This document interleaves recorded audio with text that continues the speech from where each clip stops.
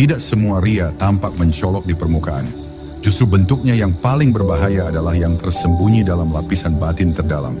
Ketika seorang hamba mulai memasuki wilayah rasa, merasakan kehadiran ilahi dalam jiwanya, ada kegembiraan yang muncul. Namun kegembiraan itu perlahan bisa berubah menjadi rasa istimewa.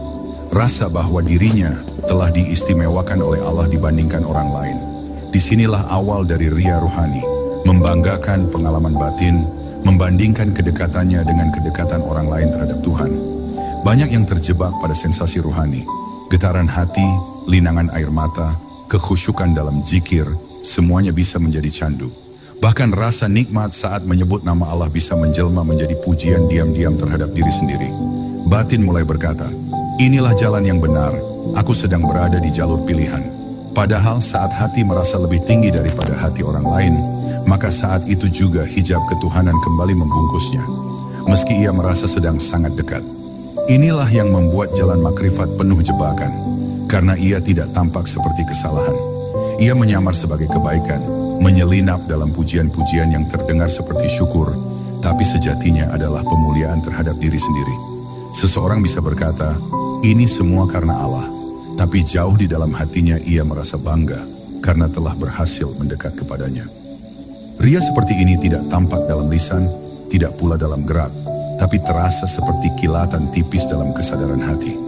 Nyaris tak bisa dikenali, kecuali oleh orang yang telah lama menekuni kejujuran batin. Betapa banyak yang tenggelam dalam ria rohani, namun tetap merasa dirinya sedang ikhlas. Ia terseret oleh kebutuhan untuk diakui, meski tidak secara terbuka. Ia senang jika orang lain melihatnya tekun dalam ibadah, menyebut-nyebut kebiasaannya berzikir malam, atau menampilkan kerendahan hati yang sebenarnya adalah bentuk baru dari kesombongan spiritual. Ria seperti ini bukan hanya menjauhkan dari Tuhan, tapi bisa membuat seseorang merasa telah sampai padahal masih jauh dari pintu. Para ahli makrifat tidak sibuk menunjukkan makamnya. Mereka tidak menceritakan perjalanan ruhani kepada khalayak, apalagi menjadikannya bahan perbincangan. Karena mereka tahu bahwa ketika sebuah pengalaman batin diumbar, maka nilainya berkurang. Bahkan bisa hilang sama sekali jika tidak disertai rasa takut kepada Allah.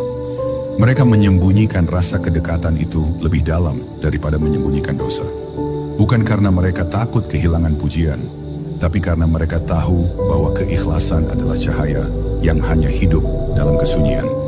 Bahaya lain dari ria batin adalah keinginan untuk menjadi pusat perhatian dalam dunia spiritual.